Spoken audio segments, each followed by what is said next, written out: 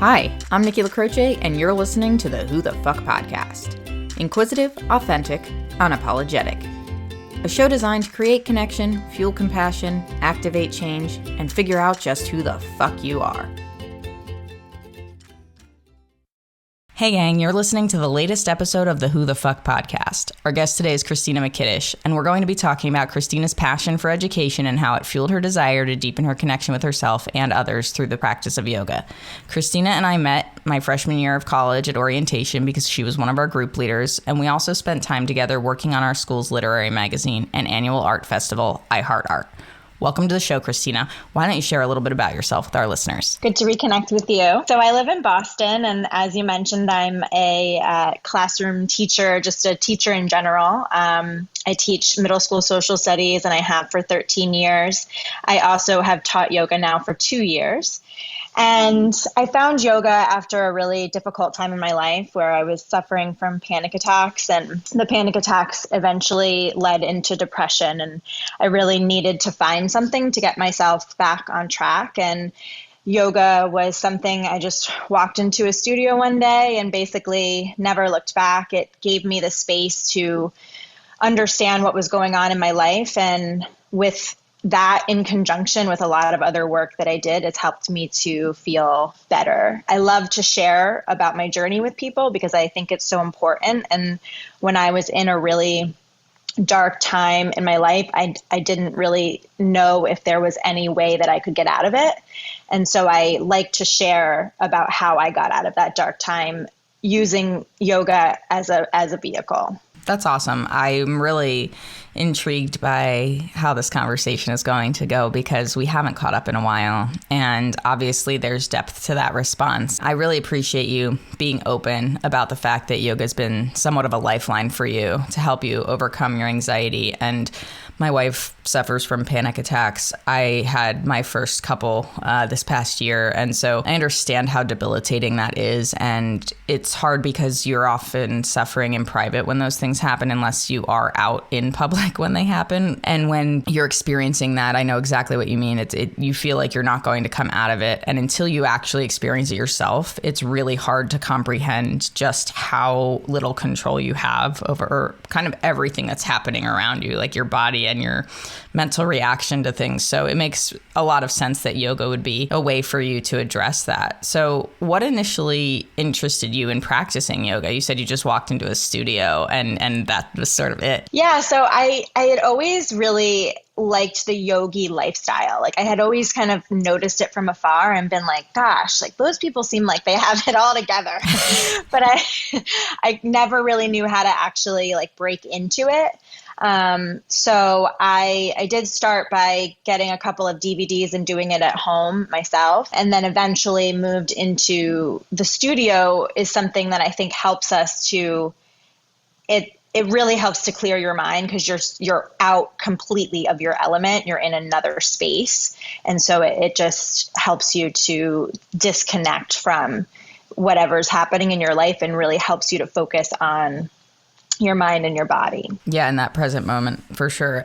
And I can totally understand where that makes sense because the times that I've done yoga in a studio is actually the first couple of times that I even did yoga. When I was there, I was super surprised how much I was able to focus on that moment. Like it was probably the only group class that I could go to because effectively you're so focused on yourself. That's exactly how you have to be able to be in those moments and to take in everything that yoga really has to offer. Yeah. And there's no real competitive piece either. There shouldn't be. That's right? what I run into in other things. Me too. So in this, it's like you're doing it yourself. It's you and your body and your breath. And the power in being together is just that you're all moving your bodies at the same time, like working together, but it's not about who is doing what. So you can really focus on yourself. That's such a cool perspective on it too. Like you were saying, the connection is that you're all moving and breathing at the same time and conceptually in the same way.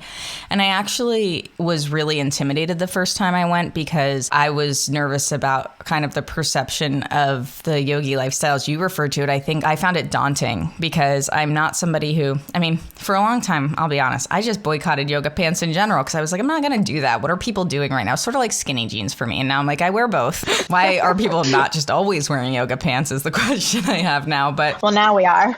Exactly. We're like, literally, that's all we wear now. But I think that there's much more of a sense of community and I think closeness and a lack of judgment that actually occurs in a lot of scenarios. And that's not to say there aren't yoga studios that are pretentious or people who practice yoga that are pretentious, but I had a very big misconception about it. I really felt like it was going to be a super judgy situation for me to walk into. And instead, it was this very calm, comfortable, like, do what's right for you experience. And I actually felt really lucky because despite the fact that I like never stretched when I played sports when I was younger, I somehow have managed to be like sort of okay at yoga. So it was like, oh, I can actually do this too. So even if I'm competing with just myself, I feel like I'm not as bad as I could be. So there's a bonus.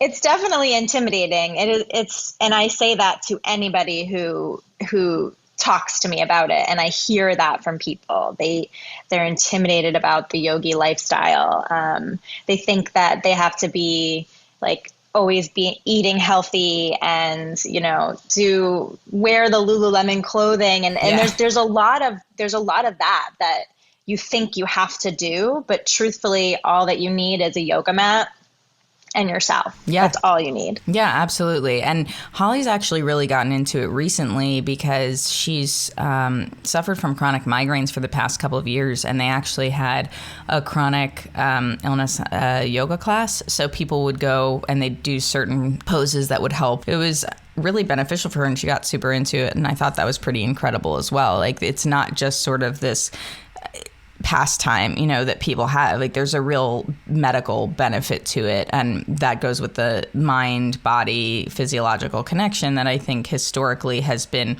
really separate.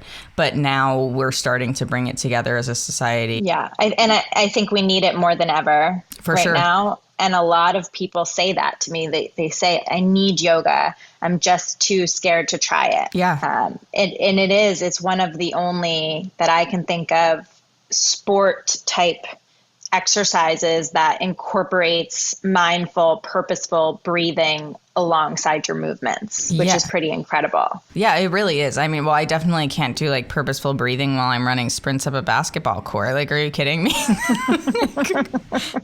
So when you think about yoga, since there are just kind of so many preconceived notions about it, what does yoga really mean to you and how do you try to emulate that in your practice? So yoga is the connection of your mind, your body, and your soul. And that is that's a big statement, and there's so much meaning behind that. So it's coming together, bringing all parts of yourself together as one, where I think we separate everything, kind of like we were just talking about. We have like our physical bodies, our emotional bodies. This helps both to speak to each other. And I think that's where I felt relief from panic attacks, because I think my mind and my body were like working together and going crazy, and they didn't know how to match up properly when I was having panic attacks. And now the practice of yoga helps those two sides to talk to each other, and linked by the breath too. So it creates more of a flow for how those things, well, the term that I was going to use, because I've heard it in therapy a couple of times over the past several weeks, is integration, right? It's your mind-body integration, and really understanding how those things have to work together for you to be at your best, both physically and mentally. Yeah. And it helps you to feel, when I was having panic attacks, I had this feeling like I was just free floating in the world. Like I had no base, I had no anchor.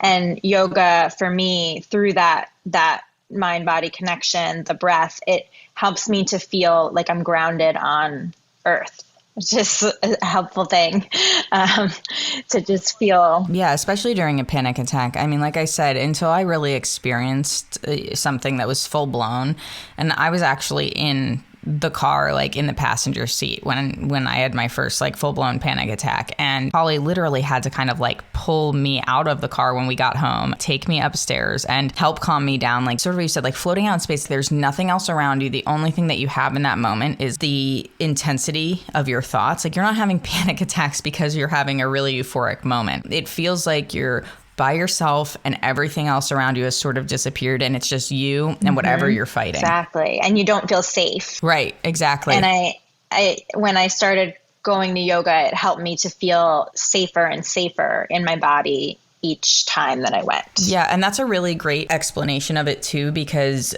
I actually read an article about it this week that the biggest challenge with trauma is that it makes you feel unsafe in your body. It was something along those lines where in order to fully heal, you have to be able to feel safe in your body again. And what trauma does is it takes away that feeling of safety. And so until you experience that, it's really hard to communicate and help people understand what it's like. And it's a bit of a double-edged sword because you don't want somebody else to go through it to be able to understand what it means, right? But I do think if you've gone through it, whatever that may be, because there's obviously a spectrum of trauma, but like there's this idea that if you can tackle it, if you can put it out there, to use the therapy term again, if you can name it and then start to address it with your physical and mental approach in a more combined way, like you're talking about with yoga, then you stand a lot more of a chance of moving through that faster than if you hold on to it, because your body is literally like weighing all of that, or it's weighing your body down with all of that stress and that trauma. Like, did you feel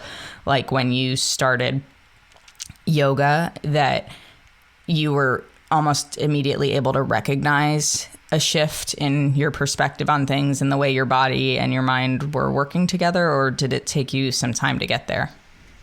It was pretty immediate, but being able to tackle some of the larger things took a long time. So the feeling of safety started almost immediately. And this feeling of like, I want to feel that way again, so I want to go back. You know, with me, some of exercising, I'd be like, I really just don't feel like doing that. Like I never wanted to go to do the exercise. Once I did it, I was fine. But with yoga, I was like, I need to go back there because this feels so good to me. And then there would be times like let's say each month, I would kind of reach new understandings of what was going on with me. And that was really powerful. It was hard. It wasn't easy to be discovering some of these things that I was feeling, but they weren't helping me being stuck the way that they were stuck and coming out through my panic attacks, So it helped to like, each time that I came, it was like I was in a big knot. And each time I came, I was able to unravel one of those little knots. I feel like that's a perfect way of describing how you feel when you're experiencing that type of trauma that impacts your body. And then how, when you do address it, it's really scary at first. Like you said, like you don't want to know these things. And maybe it's not even that you don't want to know them. You already know them. You don't want to talk about them. You don't want to show them, because showing them means we're vulnerable, and being vulnerable means we're weak, right? Like that's how we've been conditioned to think about these things. And one of the things that stood out to me a lot on your website is a Brene Brown quote. When I started following her, it was this moment for me where I was able to really identify some of the feelings that I had because somebody was talking them back to me, and able to communicate like, it's okay to feel this way, and it's okay to talk about the fact that you feel this way. And so if we can just normalize that a little bit, then it will be less of a burden and we won't feel like we have to carry it for so long. What was the timeline between kind of you having these really dark feelings and these panic attacks before you actually ended up going to yoga and saying, I think I'm going to try this as a way of working on it? It was about a year, honestly. It took me a really long time to, my panic attacks weren't happening every day, but my anxiety about having them was really ramped up. I was, 'cause the anticipation of it. It's worse than the actual the anticipation. So I would say about a year before I was like, I got to get into the studio. Like I want to experience it in a different way. Like I was trying many things. Like I read books about anxiety and panic attacks. Like I tried everything else. And then I was like, okay, let me try yoga. Reading about it, watching videos, paying attention to content is one thing. And I do feel that there's a lot of value in that for sure. It helps to be aware of these things and to understand ourselves a little bit more through that context. But when you read about things like how do you get through anxiety or panic attacks or heal from trauma, there is no definitive timeline. There is no do this and eventually you'll be okay. It really depends how deeply rooted these feelings of anxiety are. And one of the things that has come up for me a lot is that connection to times in our lives that are completely unrelated to what we actually think the anxiety is about now. And I was convinced in my therapy sessions, I'm like, no, I'm not going back to childhood. Stop trying to bring me there. It's not about childhood. And then you're like, oh yeah, it's totally about childhood. So I think part of the challenge is like we're conditioned to not want to talk about these things. And even you can be sitting in front of somebody, having them ask you really exactly what you need to be asked, and you still feel sort of buttoned up about it because God forbid we actually say what we're feeling and force ourselves to acknowledge that. And from what you've said, it sounds like practicing yoga also gave you the ability not only to open up like your body to this ability to take on what's surrounding you and follow your breath and be in that present moment, but it allowed your mind to open up to the possibility of what healing really means for you. Yes. And also being able to share it and say, look, this was a part of my life and this happened. It doesn't define me. You know, for a while, when I was having that anxiety, I was like, I am anxious. That's what I would say to myself. I am anxious, but that's not what I am. It's something that I was feeling. Yeah. Right. So I was letting it take over who I was. And yeah, so now that I'm on the other side of it, I also like to say it's not a weakness. It's not a weakness that I felt that way. And so I want to make sure that I'm able to say that to people and say, like, you're going to go through tough times and you're going to come out the other side of it. Well, because you can't anticipate those things too, right? I feel in some ways it's better if you've grown up in a life where you haven't had to really tackle it because you've led, let's say, quote, a good enough life that you haven't really had to tackle these really deep, hard problems before. But it also leaves us kind of disarmed, right? Because we don't have the awareness or the capacity to just let those things out up front. And what you're talking about is the shame that's associated with something that is a feeling of anxiety, which is a completely natural human feeling to have. I mean, anxiety is there, fear is there to keep us alive. The problem is that we don't have the same stimuli that our anxiety and fear are telling us to react to. So we have these really, really big reactions to things that aren't life-threatening, but our brain and our body are telling us that essentially they are. Could we have evolved a little bit better than that? Yeah. But that's where your breath comes in. And that's what I'm able to even do it now off of the mat too, right? So on the mat, you do the breath and the breath matches with, the body and mind. And then now when I feel like I want to have those big reactions that you were just talking about, now I'm like, take a breath. And that changes things. Like there are still times where I feel like, oh gosh, Christina, I could go down this road again. I could have a panic attack. The rabbit hole, I see it. And then, but it's like so weird because I see it and I'm like, yeah, I know I could, but I'm going to just breathe instead. And I'm going to feel the earth beneath my feet. And so it is a natural thing. And there's also ways, I think, to handle it. And yoga is a great way. It's not the only way. It was the way for me to bring me back. I'm so grateful for it. There isn't really a substitute for doing the work for yourself as far as the mental and emotional commitment, obviously. But I think you can really align that with, for instance, the practice of yoga or something else that you do that is a mind-body experience in that way. But one of the things that really stands out to me about what you just said that I want to come back to is the breathing piece of it, because I have very similar sensations when I start to feel anxious now or start to feel enraged about something that's out of my control. If I can nip it in the bud and I can feel it coming, then I can start to pay attention to how I'm reacting preemptively. And so I will coach my breath into that. And that's not even from yoga. That's from therapy, honestly, which is, I think, another thing for me that it's interesting to hear how closely related the practice of yoga is to actual techniques that therapists will use to help bring you back to that moment. And it's also very much about, what do you feel in your body when you think about this? Where do you feel that anxiety? And addressing that and really paying attention to those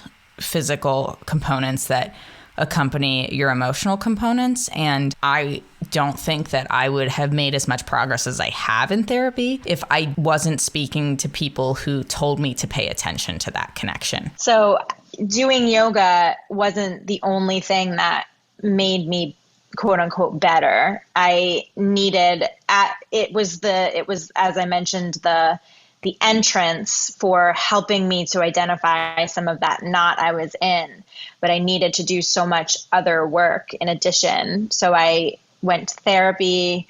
I made sure that I had, during my darker times, had just gone away from talking to people. So I needed to reconnect with the people in my life and just do a lot. I did a lot of journaling, writing, just trying to figure stuff out. And I would say it's not just one thing that's going to help to lift somebody out of a dark place. It's probably going to be many things. And it's tireless hard work. I mean, I worked tirelessly for, I would say, about 3 years, where it was nonstop work. Some of it was tough. Some of it was exciting to figure out, but you just have to keep working. And there were lots of times where I was like, am I ever going to figure this out? Like, am I ever going to get out of this?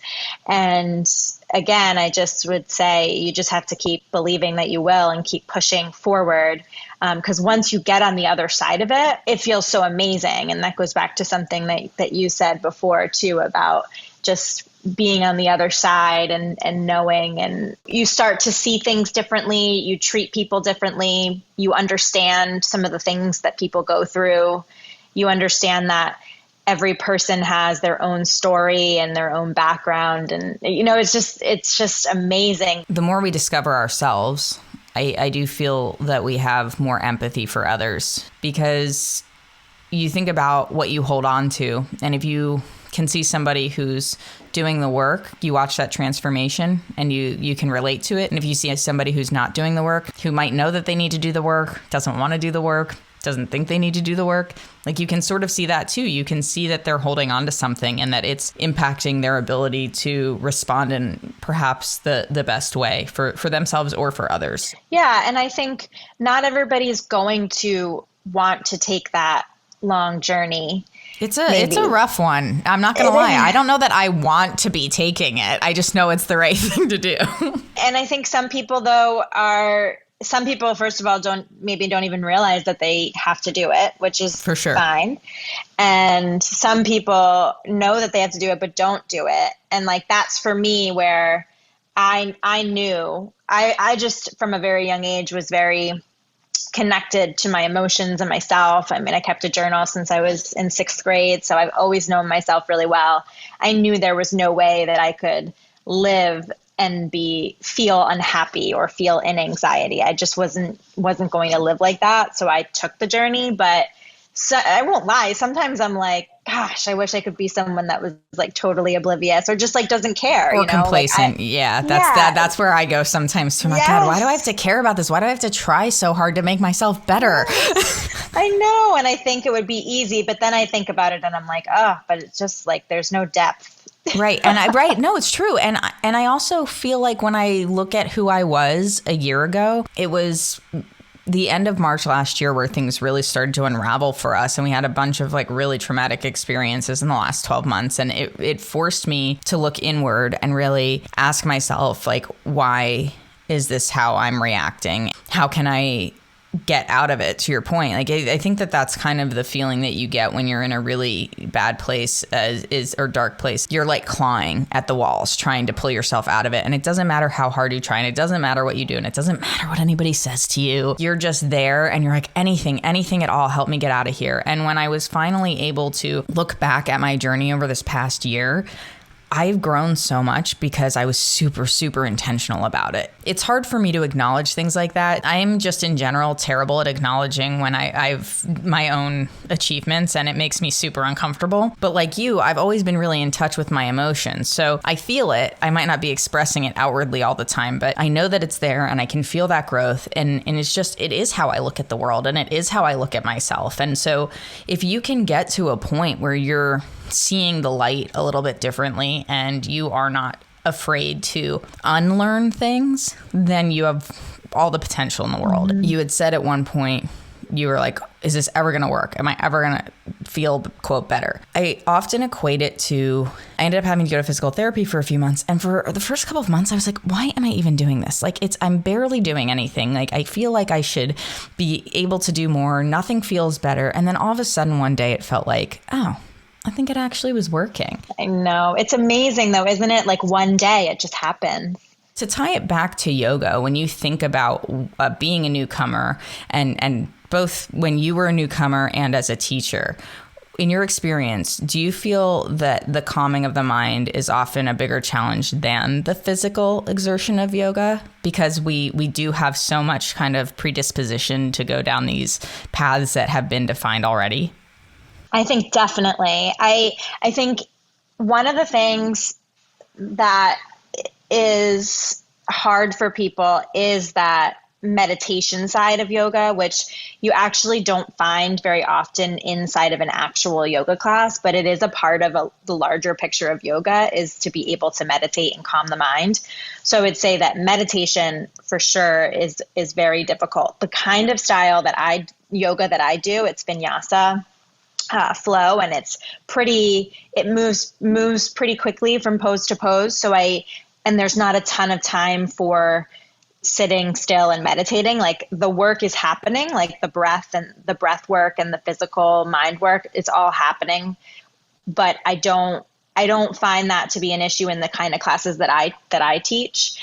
But I think in general, the meditation side of yoga, you will find a lot of people who are very resistant to that, and they'll just say like, I can't calm my mind. I don't think I could do it. I can relate to that. I mean, for me in general, like I can't calm my mind pretty much ever. So in yoga felt really unlikely. I was super surprised that I actually was able to calm my mind. And then for whatever reason, and I'm grateful for this, I was able to pretty quickly connect my mind to my breath. It's so amazing to be able to feel that moment of serenity. You described really perfectly that most people look at yoga and they think I have to be able to shut it down completely. And what people fail to realize is being actually able to practice meditation to the extent that I feel people perceive needs to be possible is something that takes years and years and years of practice for most people. It's not like you just all of a sudden are like, I don't want to think about anything. I'm just going to be in the moment and it's going to happen. Like, no, there's so many distractions. So how do you get to a place where you can bring that together,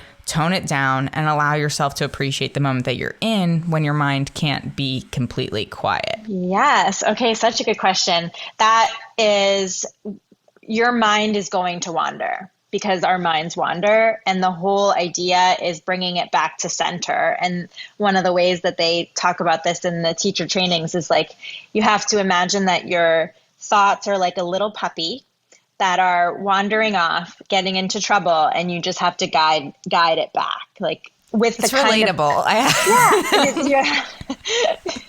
With your dogs. Yeah. Oh, yeah. Both my dogs and my mind, but particularly the dogs. Yes. Like I need a leash for that. Yes. So, and when I think using the image of a puppy is helpful because you want to be kind and loving. It's like these thoughts are going to come up and you don't want to say, God, like I can never calm my mind. I'm so terrible at this. You actually want to say, okay, come back to center. And that for me has actually been the way that has opened up me feeling like I can actually meditate outside of yoga, and actually sit and meditate, because I'm like, oh, I don't have to have a blank mind. Like it's just about calming and coming to center. And I also, to go off your point about the, yoga class. I think yoga has a little bit of a PR problem with like, I love it. like, you know, like who can do yoga? Like people think that you have to be flexible. People think you have to be young. People think you have to be thin. They think you have to be, flexible and doing all these crazy poses. And when we think of yoga, we think of these crazy poses that we see people doing. And that's not what it is at all. And I do think that if people, as you, and when you and Holly went to that class, you were surprised at how you were able to actually just blend in and get going with it. I think people will find that themselves if they just go to a class. And I will go off on another little thing here to say that sometimes you just have to have that courage to just go to a class or put it on the TV, get like YouTube, put up a video, see what it's about, try it in your living room. Now go to a studio. Like there is that courage piece of like breaking in and getting there. Once you get there, I think a lot of people would be surprised at how much they like it and how much they can do it. Yeah, those are all really super comments, especially the fact that they have that yoga has a PR problem. I think that's hilarious. It's true. It's true. I think that for better or for worse, the Instagram age and social media age is really driving people's idea of what it is. And so you see a lot of influencers with these, quote, perfect bodies and everything curated to look and be a specific way. And that's not necessarily reality. It's not to say that you can't do those things or be that put together and still be an authentic person. You absolutely can. But I do feel like what you're saying, the perception of it is that it's not really real. And it's sad because yoga in its nature is supposed to be about connectivity and calm. And like you said, it's like non-judgment. It's more about you for you. And you can practice together without that sense of comparison in a lot of cases. Instead, we look at it and we see like models who are going to make me feel bad about myself, people who are better at this and I'll never be able to do that. And all this negative self-talk. And so why would I even start? And so I feel like the way you just articulated that problem is we convince ourselves that we shouldn't do it because we're afraid of what that will mean for us and what it will project back to us. And in reality, what it will project back to us is what we put into it. So like you sort of, like you said, you have to get through that. You have to break through that and figure it out. And it doesn't have to be yoga. It could be anything. But specifically for yoga, it's just unfortunate because I think that the perception is now sort of the antithesis of what it actually is supposed to be about. Totally. Yeah. And I just like to say, if you go into a studio, you could tell people, this is my first time. And those people, they should be like, welcome. What can I tell you about it? What do you need to know? They should be super welcoming and lovely about it. And if they're not, then that's actually their problem, right? Yeah. Like, for that's sure. how I see it. I'm like, wow, that's like really terrible if you're not going to help someone who's new at something. But, just put yourself out there. Say you're new. Go in. Go with a friend. And see what happens. Yeah, for sure. And I just had this moment of comparison to what it was like both times that I went surfing. But the last time I was in Maui, like a couple weeks right before all this insanity started. And I was hell-bent on going surfing. I'd gone 5 years ago when Holly and I got married, and I wanted to go again. And I was like, I really need to just catch some waves because it was just the most cathartic feeling that I'd ever had. And it was so calm and brilliant and beautiful. And there is something for me that really parallels to yoga with the way you integrate your mind and your body into the whole experience. And then you add water to it, and I'm all for it because I'm like, yeah, see that good beach vibe I was talking about is now coming into play with all of that. But I was nervous, I was like, I haven't done this in 5 years. I am now in my 30s. Like things have changed for me physically and mentally. So like, how really am I going to be able to do this? And the class had gotten canceled a couple times because there weren't really any waves. And I was super disappointed. I was like, this is the one thing I really wanted to do because I remembered how good it made me feel. Like I felt it in my body, how good it made me feel. And the first interaction that I had with the instructor was just super positive, and it was like, we're going to see where you're at. We're going to try to like figure out where you're going to start and go from there. And I think that one of the biggest things for me was that comfort and that confidence in sorry, my dogs just walked in, and I'm not going to try to redo that response. It is what it is. The untamed puppies have come into the room. There they are. You have to lead them back out with loving kindness. Exactly. Does loving kindness sound like, get the hell out of here? But anyway, all of that to say that I had a very similar experience with surfing as I think you had with yoga. And I feel like the older we get, the more risk averse we become. And so if we fall, we sort of want to take that as the answer. Yoga sounds like an opportunity for people to take that leap and try to find that peace on land. Yes, totally. Absolutely. I just read a book. I'm also a history teacher, right? So I read a book about Aristotle, the Greek philosopher. And his belief is that the purpose of life, the whole purpose of life is to find happiness. I can get on board with that. And so, yeah. And like that we shouldn't be spending our time thinking about anything else but what makes us happy and how can we get there. And so that to me, what you just talked about with surfing, it's like, yeah, like go after that. Or maybe there's something that you might love to do that will bring you happiness that you haven't tried yet. Yeah, totally. So you've got to try these new things to get to that. I think we get bogged down by our jobs and all these other things, but like our goal is like, how can we find happiness? We do get bogged down in our daily lives, and we get comfortable with what is. And if there's one thing that I can really say about this sweeping pandemic is the fact that it's really forced me to think about what is it that I want to do that will make me happy, that will give me a sense of self. And it can be a multitude of things. I mean, even just like little details, coming back from Hawaii and bringing a couple of plumeria stems so I could try to plant them because I just love how they smell. And so, trying to create the environment around you that will also promote your thinking to be more progressive in that way and to not be self-limiting, and not that planting flowers is this grandiose thing that requires such an effort, but you choose to do it or not do it. Personally, I will absolutely admit that I have gone down the path of I'm more comfortable not trying because God forbid I fail, right? But it's not about that. And it's not really about failing either. If you try something and you're brave enough to try something, regardless of what the outcome is, you're going to learn something. But we stop ourselves. We love to stop ourselves. I am 100% perfect at limiting myself when I'm afraid. And part of it sounds like for you was yoga allowed you to release that fear and also help people conquer theirs in a way, to be able to say like, I can teach you, I can help you, I can offer you something that I needed in a time where I was struggling as well. Do you get to create those types of relationships with your students?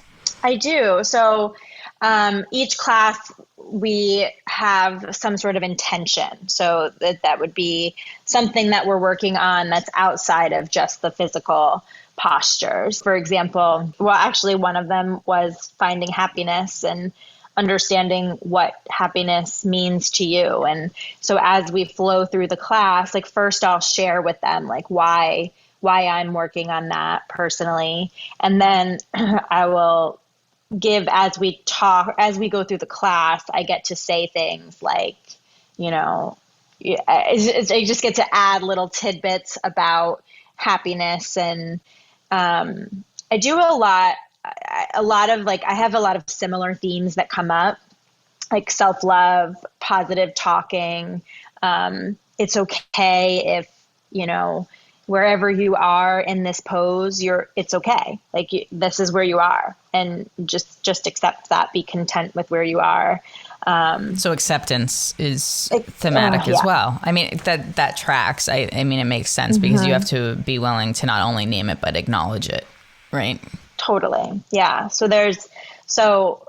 I get to work in a lot of the things that I've learned, and it's a lot of fun, honestly, to do that. And usually at the end of class, I read a quote to them and just kind of wish them, the best in in their venture of finding happiness or their venture of acceptance. And it's cool because it's basically, I take them on the journey with me because I'm still, as we all are, working on many things. And so when I need to work on something, I usually will theme my classes around it. I like that a lot.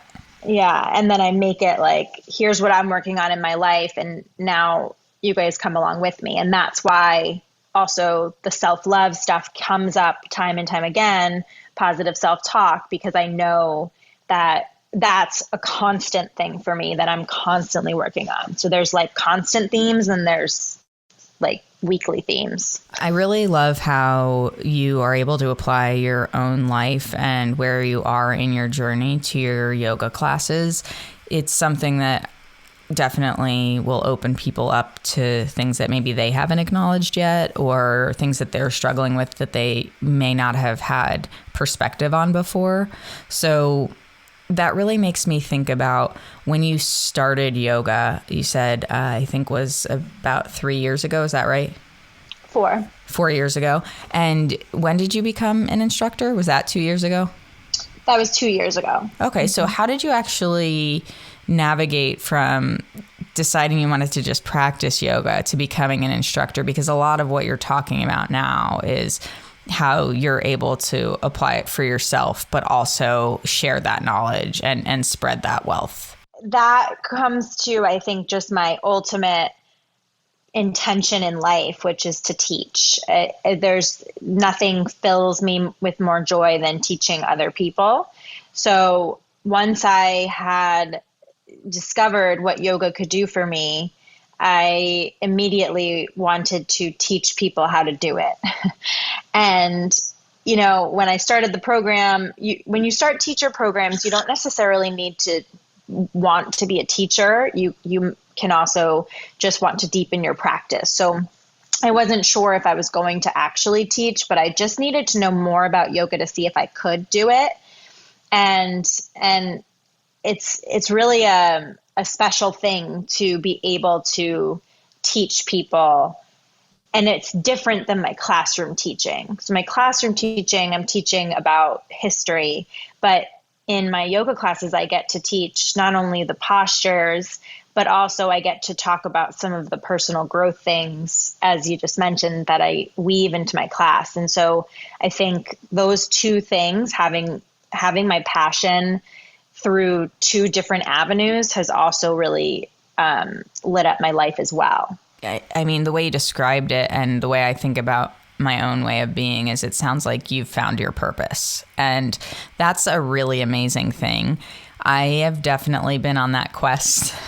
And the more that I explore myself and my understanding of the world, the more clear it becomes to me that my purpose has always been to connect with people. And I wonder if maybe that's part of why we've always had kind of just a good connection with each other, is there's that innateness of what that means for both of us, because education for you and teaching other people is a way to connect with them. And that's just something that inherently, whether it would be teaching somebody something or having a conversation like this and educating through shared stories, is something that is just so meaningful and prominent in both of our lives and how we have created our personal views of the world and ourselves. So it's cool to just kind of see that reflected in how your life has unfolded, and your purpose really shines through the work that you do. And honestly, with this podcast is essentially what I'm trying to do. Like, I'm trying to connect my purpose to something that I can really dive into and give my all to, and do it on my time with my intention. And so it's been really enlightening to just hear you talk about that with so much passion around your story.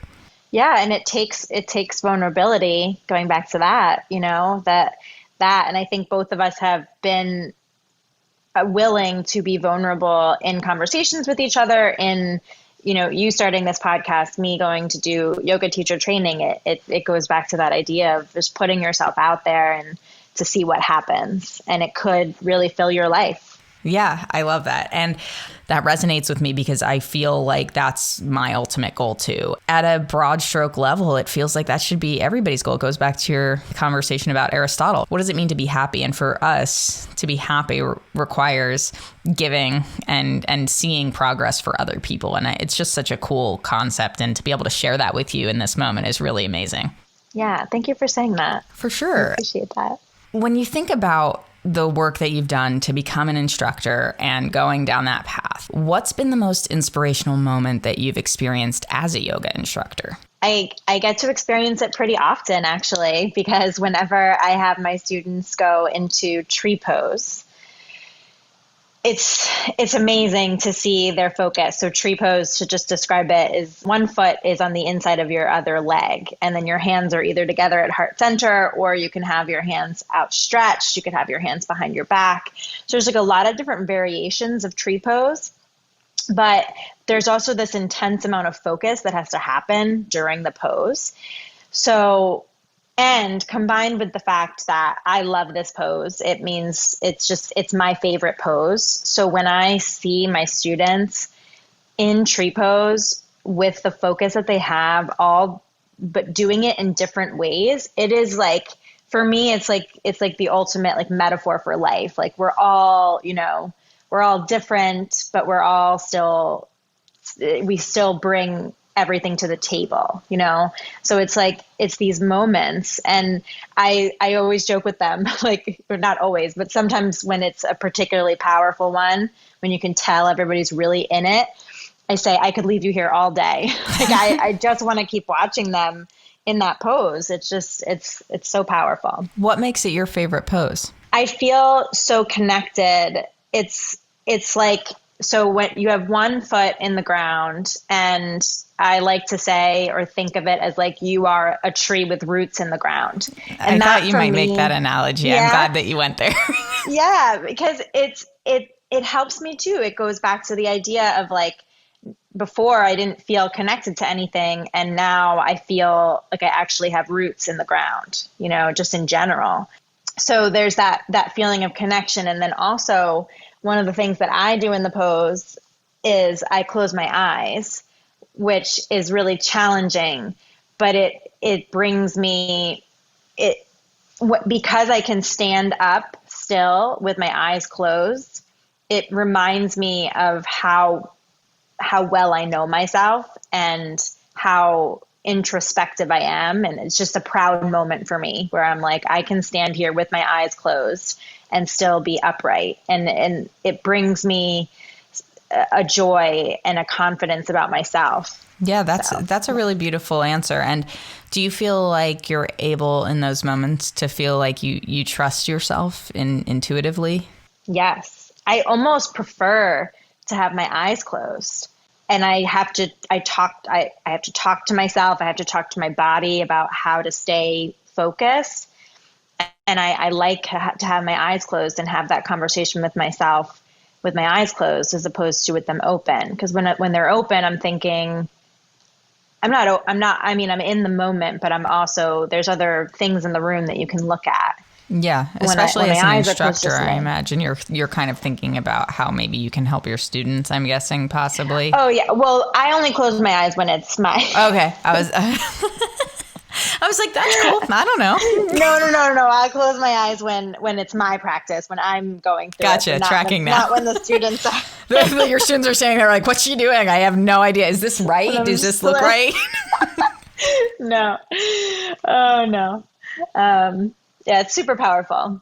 It is such a spiritual experience too, the way you describe it, being grounded in your body, and also that sensation of, if I close my eyes and I can just be present in this moment because I'm paying attention to everything that's happening within me as opposed to the things happening around me. It's sort of the inversion of what you spoke about when you were explaining what it felt like to have a panic attack. And it feels so much more real and personal. And I love that that's the juxtaposition that has come out through this conversation. Is such a beautiful way of thinking about the two sides of it. Yeah, I love that. I had not thought about that. I really like that. Well, it just came to me right now. So it worked out great. I had mentioned earlier that quote on your site from Brene Brown. And like I said, I love her. She really resonates with me. I don't know if you're aware, but she also has a new podcast out. She and Glennon Doyle, if you haven't read any of her books or seen anything from her, she just wrote a book called Untamed. And what she talks about in Untamed is basically the topic of the podcast that she does with Brene Brown. And conceptually, that we as people, and especially as females, need to unlearn what we spoke about earlier, certain expectations of ourselves in society and the way we speak to ourselves and the way we confront our demons and all of that stuff, right? And so what she's able to articulate really is this reality that we have these wild hearts and this desire to be who we truly are, and we stifle it, and we accept that we stifle it because we do it for other people and not for ourselves. And it's crazy. And so the quote on your site, which reads, "Owning our stories and loving ourselves through the process is the bravest thing we'll ever do." Talk to me about why you chose that quote and how it pertains to your journey of self-discovery since you started practicing yoga. What has changed for you? Wow, that quote, I mean, I just love it so much. So the first part of it, owning our story, is big. And I think that goes to taking on what you need to take on to be happy, right? So own it. What do you have to, what is wrong? And if you don't know what's wrong, figuring that out, right? So own it. Then also, while you're owning it, loving yourself through it. So we have to be nice to ourselves. We're not never, but we're very rarely nice to ourselves. We have to, and I know this is a saying that's said a lot, but we have to do it. We have to treat ourselves like we're our own friends. I mean, we really have to do that. So loving yourself as you're owning your story is so important. And it's so brave to be able to own and take on these really difficult things to get to your happiness, right? So that's life. And it's going to be the best and bravest thing that you can do. Yeah. And it's such a shame that it's so hard for us to fully grasp that. We've been trained as people to acknowledge certain things and stifle other things, and that there is a protocol for how to feel our feelings and how to move through life while we're feeling those feelings. And the more that we look at ourselves with purity instead of expectations, we have convinced ourselves that there is a way to live, and that if we aren't following these rules or guidelines or meeting these expectations of other people, then we're not meeting our own expectations of ourselves. And what you said about owning our story after we've acknowledged it is probably the most important thing, because it's really difficult to go through these moments where you feel in pain or isolated or just not who you want to be. And in a way, it's almost tragic, like that we have to sell ourselves on the goodness that we can provide to this world, because we're convinced that if we are who we are in those moments, that people won't accept us or like us, which makes it hard for us to accept or like ourselves. Yeah. And I agree. We have to unlearn, and we have to find a way to make this all normal, to make this the way that people think and accept themselves. I think the part for me that really hit that quote is the owning and the loving, putting your truth out there, and then also being on your own side about it. Yeah, I love that. Oh God, there was a quote that I heard the other day, and it really made me pause for a second. I think it was, if you don't stand up for yourself, who will? Something along those lines. And it's not like we haven't heard that before, right? For some reason in that moment, it really struck me, because it made me think about the fact that if we don't believe in ourselves, how can we expect anybody else to buy into it, right? And it's hard as hell. I hate the feeling of starting something new, of, like I said before, possibly failing, worrying that people are going to like me. I've spent my whole life fearing rejection. Like, I don't want to put myself out there and experience that pain. But the flip side of that is I don't put myself out there and I don't get to offer the world what I feel like I should be offering the world. So which matters more, your ego or your purpose? Such a good question. Aristotle 2.0. Exactly. There it is. There it is. And just a little bit of hubris. Yeah. And we're never going to be able to get that confidence if we don't speak to ourselves in a loving manner, like we would a friend. Like, it starts with like just being on our own sides, just as we would be fiercely on a friend's side about something. Totally. I 100% agree with that. So I think I've said this repeatedly over the past few episodes that I've recorded, but it does warrant repeating because each guest has provided a new perspective. As we navigate this unprecedented and extremely trying time as a society, I imagine more and more people are coming to the realization that they suffer from anxiety. And whether it's short-term or persistent, managing anxiety, as we've talked about throughout this entire episode, is a fundamental part of maintaining physical wellness as well as mental wellness. So I'd love to hear what you're doing to keep yourself grounded in the present when there's so much uncertainty about when we'll all get back to our, quote, normal lives, and realizing that normal's not really going to be normal anymore. So I think as a history teacher first, I find comfort in just the stories of history, knowing that this is a part of the human experience. Has this ever happened exactly the way that it's happening now? No. But have people had to make sacrifices? Have we had difficult experiences as an entire world at the same time? Yes, we have. And have we gotten through that? Yes, we have. And so knowing that it's a part of the human experience is the biggest thing for me. And almost like just the sacrifice piece, knowing that we can make sacrifices, actually, I think makes us stronger people. I mean, I think just in general, any sort of social engagement right now, right? I mean, we don't have these touch points that we're so used to having, but what we've done is managed to navigate that because of the technological abilities that we have.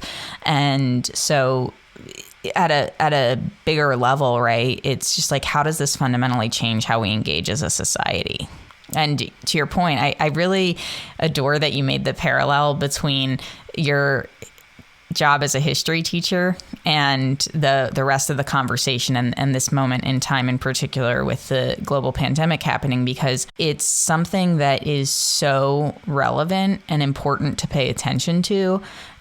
It's very easy to get caught up in what's happening right now at this moment. And we've talked about being present and making that part of your practice. But when being present intersects with a very turbulent time for everybody on Earth, it's challenging to find that balance. And so looking at it through the lens of, as society, we've been through something like this, many things like this before, not exactly like you said, but there is an opportunity to create the world that we want on the other side of this. And that's just an amazing opportunity for us. And it gets back to what you were saying, is we need people to think this way. We need people to be more open-minded and kinder and softer, both with other people and especially themselves, because I believe that if we are kinder to ourselves, we will absolutely be kinder to others. And that's just my hope for coming out of all of this, is that we have a collective realization about how critical humanity is to our